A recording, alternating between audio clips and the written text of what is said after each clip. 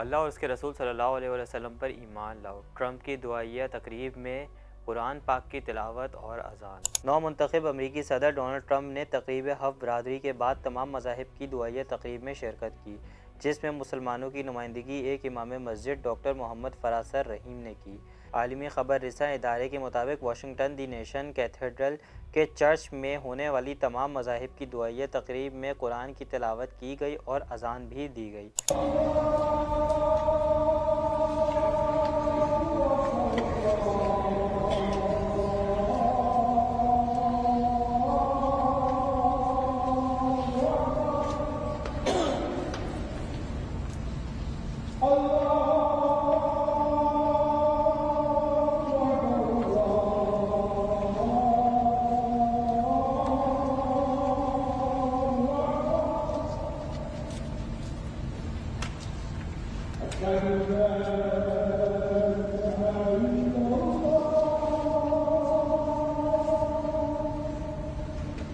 امریکہ کے the nations مسجد کے پیش امام ڈاکٹر محمد فراسر نے تلاوت کلام پاک کرتے ہوئے سورہ حدید کی آیت 4 سے 7 سنائی۔ ان آیات قرآنی میں اللہ کی قدرت کمال اور کامل اختیار کے ساتھ ساتھ زمین اور آسمان کے بننے کے عمل کو بیان کیا گیا ہے، جن کا ترجمہ کچھ یوں ہے: وہی ہے جس نے آسمانوں اور زمین کو 6 دن میں بنایا، پھر وہ عرش پر قائم ہوا۔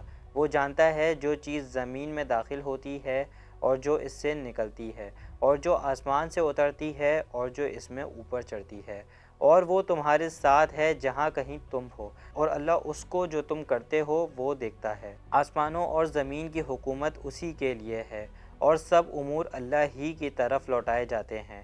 وہ رات کو دن میں داخل کرتا ہے اور دن کو رات میں داخل کرتا ہے، اور وہ سینوں کو بے حد خوب جانتا ہے۔ اللہ اس کے رسول پر ایمان لاؤ اور اس میں سے خرچ کرو جس میں اس نے تمہیں پہلو کے جانشین بنایا ہے۔